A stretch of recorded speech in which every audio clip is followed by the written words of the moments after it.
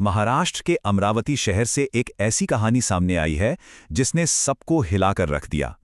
ये सिर्फ कुछ वायरल वीडियोस की बात नहीं है, ये एक ऐसे धोखे के जाल की कहानी है जिसमें न जाने कितनी जिंदगियां उलझ कर रह गईं।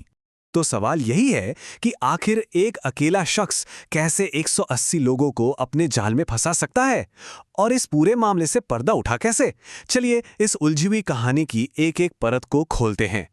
तो कहानी की शुरुआत होती है एक वायरल मिस्ट्री से। जब लोगों के फोन पर अचानक एक के बाद एक चौंकाने वाले वीडियोस आने लगे तो किसी को कुछ समझ ही नहीं आया कि आखिर ये हो क्या रहा है। 9 और 10 अप्रैल 2026 ये वो तारीखें थीं जब अमरावती में कई लोगों के फ़ोन पर वीडियोस की बाढ़ आ गई। इन सब वीडियोस में एक ही लड़का था, लेकिन लड़कियां अलग-अलग थीं।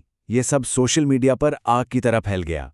शुरू में तो बहुत से लोगों को लगा कि ये सब फेक है, शायद एआई से बनाया गया है, लेकिन जैसे-जैसे और वीडियोस सामने आए, लोगों का शक यकीन में बदलने लगा और मामला पुलिस तक जा पहुंचा।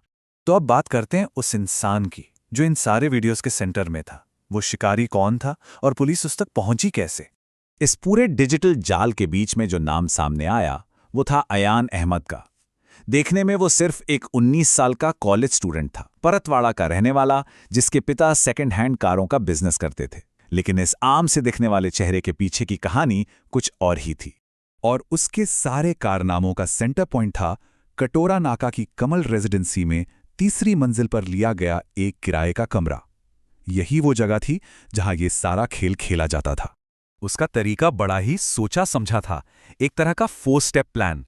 पहला स्टेप था चारा डालना, अपनी महंगी बाइक से स्कूल कोचिंग के पास लड़कियों को इम्प्रेस करना।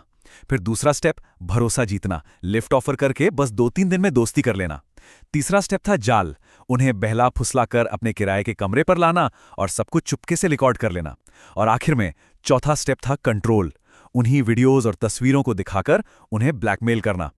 और इसी तरीके से पुलिस का मानना है कि अयान ने करीब 180 लड़कियों को अपना शिकार बनाया था।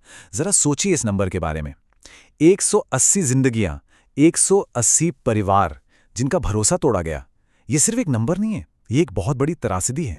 और उसके पास से लगभग 350 वीडियोस मिले थे। हर वीडियो शोषण का एक सबूत था। मतलब ये कोई 1-2 बार की गलती नहीं थी, ये एक पूरा का पूरा कैंपेन था जहां हर वीडियो एक हथियार की तरह इस्तेमाल हो रहा था। तो सवाल यह है कि ये सब सामने कैसे आया। देखिए, इस कहानी में एक बहुत बड़ा ट्विस्ट है। अयान का राज खोलने वाला कोई और नहीं बल्कि उसका सबसे जिगरी दोस्त था। तो यहां पे सीन में 2 किरदार हैं। एक तरफ अयान जो शिकारी था और दूसरी तरफ उजैर खान, उसका बेस्ट फ्रेंड। दोनों में इतनी गहरी दोस्ती थी कि अयान अपने सारे वीडियोस उजैर को दिखाता था, जैसे कि वो उसकी कोई जीत हो। और मजे की बात यह है कि दोनों के बीच एक अजीब सी होड़ लगी रहती थी। उजैर भी गर्लफ्रेंड बनाना चाहता था, लेकिन अयान हमेशा उससे एक कदम आगे निकल जाता था। यह कंपटीशन उनकी दोस्ती का एक बहुत जरूरी हिस्सा बन गया था। तो फिर इस जिगरी दोस्ती में इतनी बड़ी दरार कैसे आई? वजह जानकर शायद हैरानी हो। वजह बहुत मामूली थी, पैसों का एक छोटा मोटा झगड़ा। और बस पैसों के इसी झगड़े के बाद उजैर ने बदला लेने के लिए अयान के 18 वीडियो और 39 तस्वीरें सोशल मीडिया पर लीक कर दी। व्हाट्सएप, इंस्टाग्राम, टेलीग्राम, हर जगह ये कंटेंट फैल गया और बस यहीं से ये पूरा स्कैंडल पब्लिक में आ गया और पुलिस को इसकी भनक लग गई। अब जैसे ही ये मामला पब्लिक में आया, कानून हरकत में आ गया। चलिए देखते हैं कि पुलिस ने इस पर क्या एक्शन लिया। मामला इतना बड़ा और सेंसिटिव था कि इसके लिए 47 लोगों की एक स्पेशल इन्वेस्टिगेशन टीम यानी एसआईटी बनाई गई। इस टीम को एक आईपीएस ऑफिसर और 10 दूसरे पुलिस ऑफिसर लीड कर रहे थे। इससे पता चलता है कि प्रशासन इस केस को कितनी गंभीरता से ले रहा था। इस मामले में अब तक कुल 4 लोगों की गिरफ्तारी हुई है।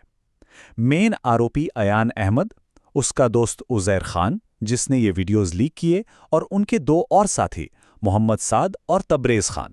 इन सभी पर जो चार्जेस लगे हैं वो बहुत गंभीर हैं।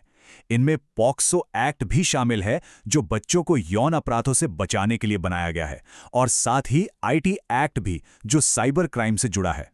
लेकिन सिर्फ गिरफ्तारी हो जाने से न्याय का रास्ता पूरा नहीं हो जाता। अब समझते हैं कि इस केस में सबसे बड़ी चुनौती क्या है। यहां एक बात और जानना जरूरी है। जैसे जैसे ये मामला सामने आया, लोगों में गुस्सा तो था ही, लेकिन कुछ लोगों ने इसे एक सांप्रदायिक रंग देने की भी कोशिश की, इसे जिहाद का नाम दिया। ये बस उस वक्त हो रही चर्चाओं की रिपोर्टिंग है। और अब आते हैं इस केस की सबसे बड़ी मुश्किल पर। पुलिस ने अब तक 8 पीड़ितों की पहचान कर ली है, लेकिन उनमें से एक ने भी, जी हां, एक ने भी सामने आकर ऑफिशियली एफआईआर दर्ज नहीं कराई है। तो इस मुश्किल से निपटने के लिए पुलिस अब 2 तरफा काम कर रही है।